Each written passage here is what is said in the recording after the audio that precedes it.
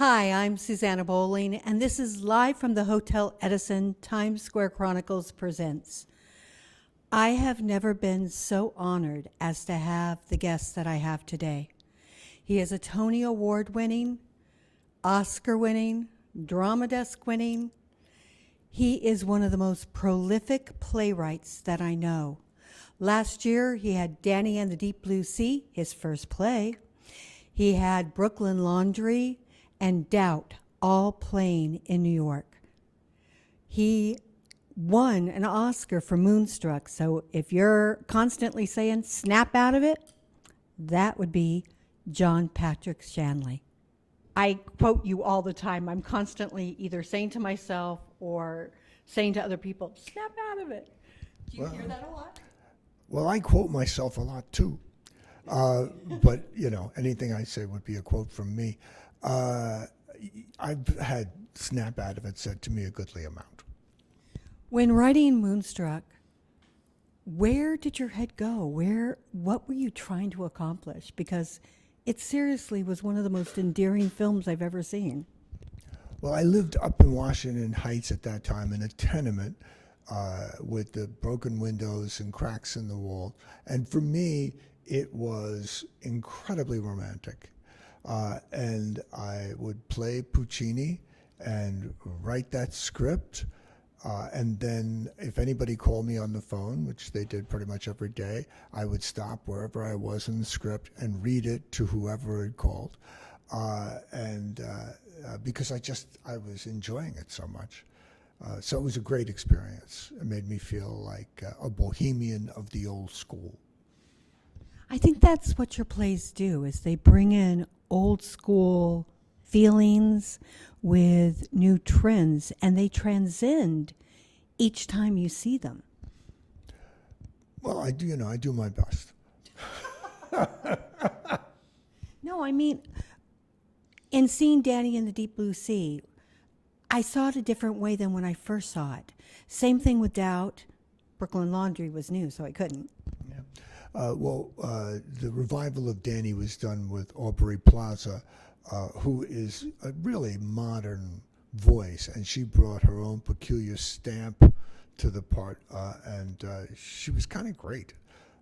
And the director's conception for the production was quite different than the one we had originally. So it was a fresh experience for me as well. And then when we did the revival of Doubt, Liev Schreiber played the priest, and he brought a really different interpretation of the part than either Philip Seymour Hoffman or Brian F. O'Byrne had done. And so it was like seeing a new play again, And Brooklyn Laundry, as you say, was a new play. When doing the production of Doubt this time, was it in your mind to make the priest so likable and her not so much? It wasn't my production. It was a production of the Roundabout Theater and Scott Ellis, the acting artistic director down there.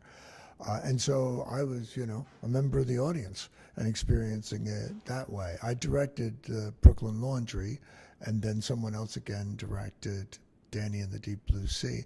And I like that. First of all, I'm lazy, and I don't want to do all that work. It's a lot of work. I directed the film of Doubt, and as you might imagine, there's a lot of work. Yeah, but it got so much across. I think that's what your writing does. Can you tell us where you come from when you start to write something? Well, that's an interesting question. Well, I come from where I am that day. And then I have sort of longer term questions that I am pondering, often for a number of years at a time. And I bring those preoccupations to the day that I'm in. And I write from a sort of continuous ribbon that's playing in my head all the time anyway. And then I'll stand back from it and walk around it and think about how I might mold it and make it a refined piece of work. What makes you choose a subject to write upon? Well, I write about what is sort of presented to me by the experience of my own life to write about. I mean, I went to a Catholic school in the Bronx, and I had the Sisters of Charity. And I always knew after I became a playwright that one day I would write about those nuns because of their bonnets. I'm like, I've never seen those bonnets in a film or on stage, and so that's a no-brainer. I'm gonna do something with those bonnets. But I couldn't think of what it was. And then one day I was in rehearsal with another play on a break, and suddenly, violating the silence, I said to the actor I was sitting next to, "I'm going to write a play called Doubt." And he said, "What's it about?" And I said, "That's all I have."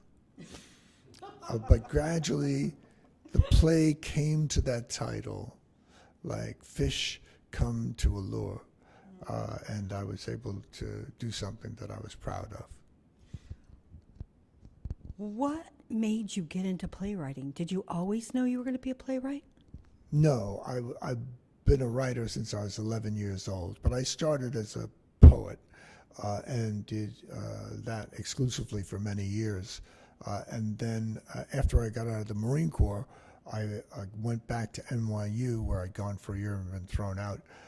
And I took all the writing courses they had, and the only one I left that I hadn't taken was Introduction to Playwriting. And I wrote a play, and the students immediately took it up and produced it, put it on in a 300-seat house, and I knew this is what I'm going to do. I have to ask, why did you get thrown out?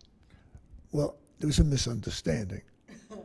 Which was? No, I was thrown out of several high schools and out of NYU and out of Little League and other things as well. The hot lunch program at St. Anthony's School. And I was banned from the park that I used to play in for life. And as from my point of view, it was all just a misunderstanding. I was just being myself and saying what came into my head and doing what came into my head, but I hadn't yet really become a civilized person. So You got thrown out of a park and hot lunch program? yeah. I was a bit of a pyromaniac and a serial liar, and just this world seemed fictional to me, and the fictional world seemed real. And it took me real time to sort those two things out. Now I spend, I would say, 85% of my life in a fictional world. And I visit here. This is a visit that I'm doing right now. You're not Aquarian, are you? I am not. If we're going to talk astrology, let's go. No, I'm a Libra. 10 out of my 12 houses are in Libra. Okay. No, because you sound like an Aquarian. This is very Aquarian. My moon is in Scorpio, and that accounts for all my heartache.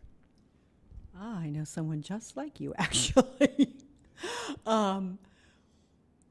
What play or playwrights inspired you to go and do what you were doing?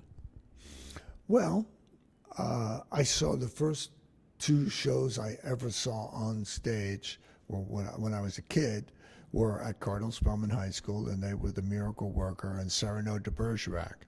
And both of those shows blew me away and had a very powerful effect on me. Later on, when I took up playwriting and I started reading the body of work from Europe and America, there were, Frederick Molnar was a big one for me. He wrote Lilium and The Guardsman and a bunch of other stuff. A very interesting, sophisticated, light-hearted guy. And Shaw and Shakespeare, of course. And then later on, Eugene O'Neill, Tennessee Williams, Arthur Miller, much later. You take from everybody. Not so much Stoppard. I'm more Irish. So for me, it'd be John Millington Synge. Would be Playboy of the Western World was definitely a big one for me. Did you ever take anything from the Moon speech from Cyrano? Because it seems like the Moon figures very highly in both Brooklyn, Laundry, and in Moonstruck.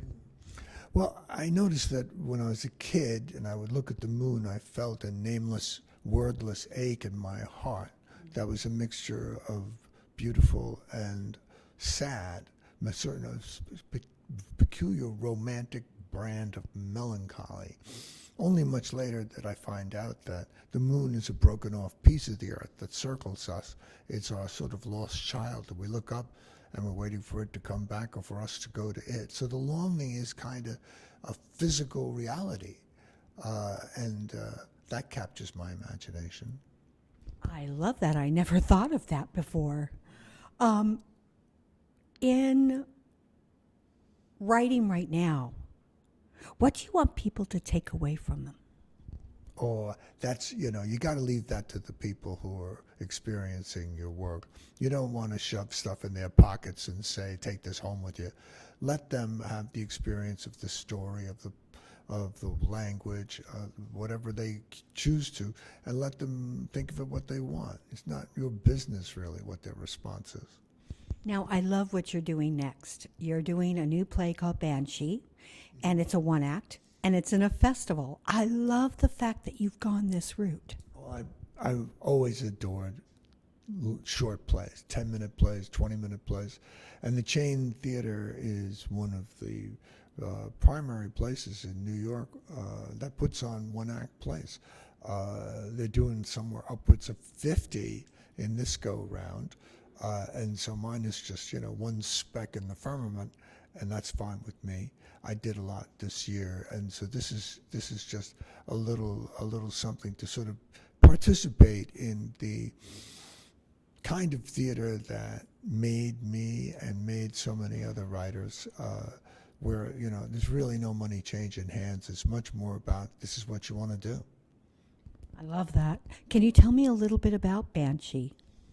Well, it's about an ailing professor who got the flu, and he's home in a shawl, and he's having some soup, and a very pretty girl shows up and explains to him that she came from the foot of the garden, and that she's a fairy from Ireland, and in fact she has a brogue. And the professor, at first skeptical, has demonstrated for him through a few little tricks that she does that in fact she is a fairy. My personal experience of fairies has been very difficult. I have had experiences with fairies, and basically I've come up with a rule, and it is do not mess with the fairies. Wait, where did you meet the fairies? Catskill Mountains. The place is crawling with them. And I made the mistake of writing about the fairies at one point, and maybe in too lighthearted a way. And I went for a walk in the woods, the same walk that I'd taken for 10 years before that. And suddenly everything was different, and I couldn't find my way home. And I thought, the fairies have done this. And night was falling, and snow was starting to fall. And it was actually kind of a miracle that I was able to get out of there in one piece, because I would have had to spend the night in the woods, in the snow, with nothing. And it was the fairies. I know it was the fairies. And I don't need for you to believe that. Oh, you're talking to the right person. I'm the person that would believe this wholeheartedly and have seen them. I would just say, if you're out there in the world and you have a choice, don't mess with the fairies. No, I actually went to see this guy named John of God in Brazil. And while I was there were things that showed up that nobody would believe. But one of the things was fairies in little bubbles, and I had pictures. The bubbles are new for me.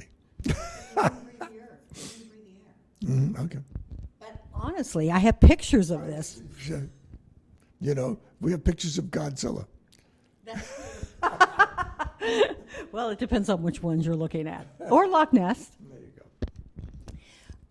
Does the fairy culture come from being Irish? Yes, I think it probably does. It also comes from the Irish Catskills. I went to the Irish Catskills a lot when I was a kid. I've always been fascinated by the cultures in the Catskill Mountains because they are many. There is one part that's all German. There's one part that's all Irish. There's one part that's all Bohemian, and they all have their little societies and bars that they go to and everything else, and all of those different cultures sort of cross pollinate with things like. The old stories about Rip Van Winkle and the Washington Irving and the bowling in the mountains and the beer and falling asleep for 100 years. There's a lot of magic up there. Now, that's the New York Catskills. Yeah. So are we talking about the Irish Catskills or the New York? They call it the Irish Catskills, like they call Rockaway the Irish Riviera. Oh, okay. I did not know this. I'm from California. Where in the Catskills? I want to see this. Well, I mean, if you want to see, I mean, Hurley, Hurley, and elsewhere there are some real Irish enclaves with Irish music and Irish bars and Irish talent nights. And my family used to go up there and participate in these things every year. And so I was up there a lot. I was exposed to a lot of that kind of thing. And we'd also, when I got older, we would rent horses after a night of drinking and ride madly through the dark on the roads, watching the hooves of the horses' sparks come up in the driving rain. I'm telling you, these things you don't forget, these images. No wonder you write. How can your brain expand to all of this? Well, I think that we start off in an expanded way and constrict as we live. I agree. I'm not exactly the best at going into a box. But it sounds like neither are you. You do what you have to do. We're like water. We're conformed to the vessel that we're in. I think we should drip out of the vessels that we're in. We should, what's that thing that you do when you sweat out? I don't know. I actually had a occasion to spend serious time in a steam room last week, and I had a number of people say to me how wonderful it was because I was sweating out the toxins, and I'm like, what toxins are we talking? The things on our earth. I can tell you about that one. Firm belief in toxins is going around New York City right now. I think because people keep getting sick and they're trying to make heads or tails out of it. That's one explanation. But there's always this sort of folkloric stuff like you're supposed to drink 8 glasses of water a day. No basis in scientific fact whatsoever. And when somebody once told me that I should drink 8 glasses of water a day, I actually barked at them. No one drinks 8 glasses of water a day. Back off. I love that because I cannot drink the 8 glasses of water. I've tried. It's not good for you. You should drink when you're thirsty. Yeah, exactly. Yeah. What would you like to write about that you haven't written about? Frogs. I know Aristophanes got there first, but I feel there's still more to be said. You know that thing that there's another folkloric thing going around about, and this is everywhere. You see this a million different ways to talk about a frog. If you put the frog in a pot of water and the water's boiling, the frog will leap right out. And if you put it into room temperature and turn the gas up slowly, it'll stay in there till it dies. It's not true. If you throw a frog, they bring it up all the time as a metaphor for when you get used to bad things. But the truth is that if you throw a frog in boiling water, it will die. Period. It's not going to leap out. That's not going to happen. So the whole basis of the argument that people make about that is it's bogus. Well, I have to admit, my favorite cartoon of all times is this couple sitting at a table, and they're reading the menus, and it says, frog's legs, all out. And then you see this frog like Porgy and Bess coming out. And I was like, I've never forgotten it. I think I saw this thing when I was 16, and I'm still in love with it. There you go. Well, You know, Porgy and Bess frog, I think is funny as hell. Wait, didn't Sondheim also write a musical called The Frogs? I think that he did a musicalization of Aristophanes' play, and they did it up at Yale in the swimming pool a long time ago. And if I'm not mistaken, Nathan Lane might have been in it. I believe you are correct. I did, Nathan was in Joe versus the Volcano, a play that I wrote and directed, a film that I wrote and directed. I love that film. It's so funny. Thank you. Are there any actors that you would like to work with that you haven't had the chance to either write something for or have them do what you would like? Tom Cruise. Ooh, I'm interested at this moment in his life. You know, he's right on the cusp of not being able to do what he's been known for up until this point, and he's got to make some kind of transition, and that interests me. And is there a director that you'd like to work with? Bob Zemeckis, Steven Spielberg, and then there are many, many gifted directors. And I know that we're going to see your play at the Chain. When does it play? You'll have to check the calendar for dates. I'm not good at, I was an English major. That's funny, actually. And what are you working on now? Are you working on anything else that you can talk about? I'm working on a couple of film things. I'm in early location scouts for a film, and I got another film that I'm currently putting the fine points on. So I'm busy enough. And can we see you do another play for Broadway? Yeah, but right now I shouldn't. I did 3 shows in one season. It's somebody else's turn.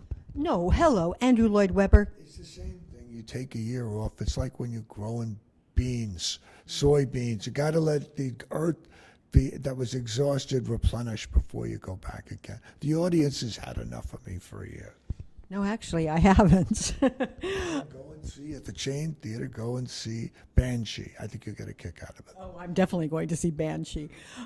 Is there anything that I haven't asked you that you would like our audiences to know about? No. In fact, I would like to keep all of what we've said secret from them. This was just for, I am, again, so honored that you were with us today. You are seriously one of my favorite playwrights. I look forward to seeing whatever you do. I would like to thank Magda Katz for always being here for us and making us sound good and look good. I would like to thank Chuck Armstrong for bringing in his lights and his expertise. And I would like to thank Ramel Gopez and the Hotel Edison. I'm Susanna Bowling, and this is Live from the Hotel Edison, Times Square Chronicles presents.